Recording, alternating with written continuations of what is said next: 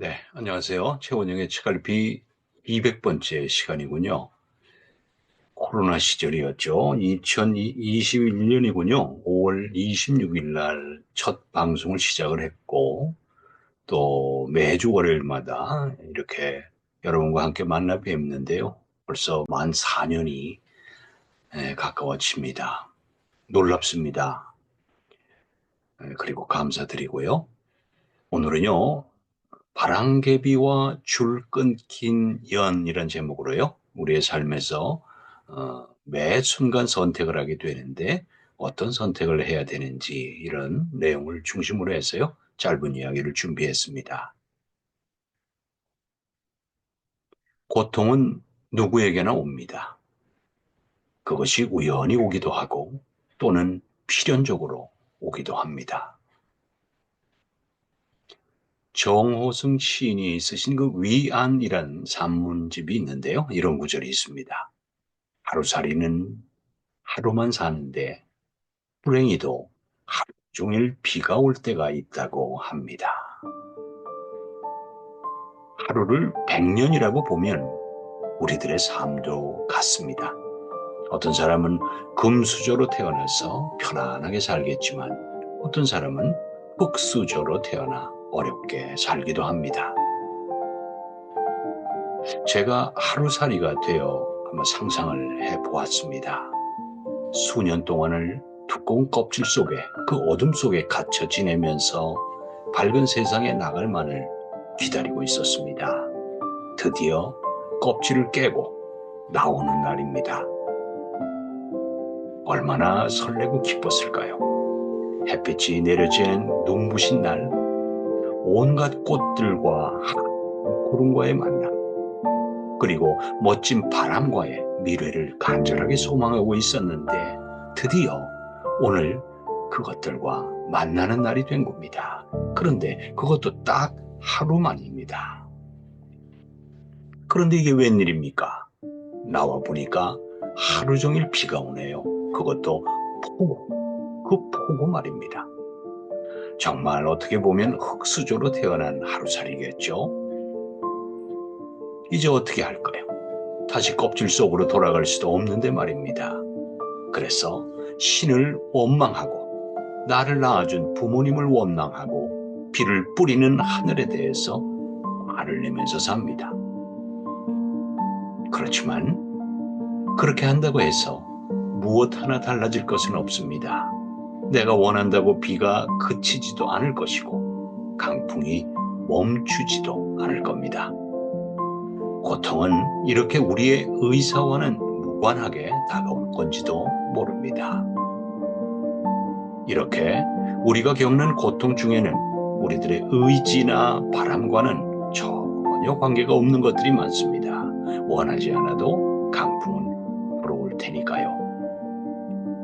그렇지만 그 강풍을 맞이하는 태도에 따라서 강풍이 재앙의 뿌리가 되기도 하지만 그와 반대로 희망의 씨앗이 되기도 합니다. 몰아치는 강풍 앞에서 줄 끊긴 연이 되어 추락하는 사람들도 있겠지만 오히려 바람개비가 되어 강풍이라는 시련을 오히려 도약과 활력의 계기로 삼는 사람들도 있습니다. 여러분들처럼요. 어떤 시선으로 강풍을 바라보느냐, 이것은 우리들 각자가 선택해야겠죠. 세옹지마라는 이 사자성어 여러분 잘 기억하고 계실 텐데요. 인생의 길흉 화복이 변화가 많아서 예측을 하기가 어렵다라는 뜻이라고 합니다. 회남자라는 책, 인간훈이라는 부분에 나오는 이야기인데요. 옛날에 세옹이라는 노인이 기르던 말이 오랑캐 땅으로 도망을 갔어요. 세옹이 낙심을 했는데 그 후에 달아났던 그 말이 준말을 한 필 끌고 와서 그 덕분에 훌륭한 말을 얻게 되었다고 합니다.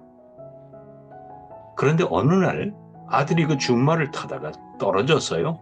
다리가 부러졌고 그래서 노인은 다시 낙심을 했는데 그로 인해서 아들이 전쟁터에 끌려나가지 않게 되어서요. 즉 죽음을 면할 수 있게 되었다는 아주 다행스러운 이야기죠.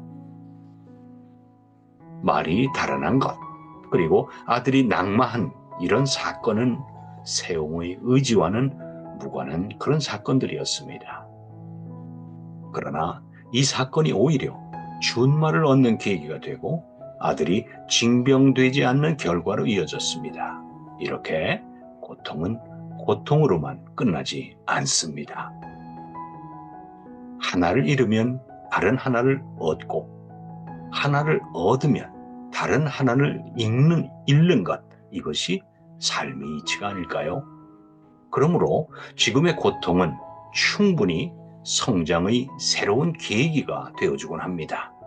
따라서 지금의 역경에 너무 크게 절망할 필요는 없습니다. 송정림 방송작가가 쓰신 참 좋은 당신을 만났습니다라는 책에서요, 저자는 가난이 오히려 축복이 된 감동적인 사례를 전하고 있습니다. 일본에서 있었던 일인데요. 지붕에 구멍이 난 집에 3명의 아들이 살았다. 종종 그 구멍을 통해 밤하늘의 별을 보았다. 은하수도 어느 날은 깜깜한 어둠만 보이기도 했다. 별이 떨어지지 않을까 걱정도 해보며 살았다. 비가 오면 셋은 양동이를 번갈아 갖다 놓곤 했다.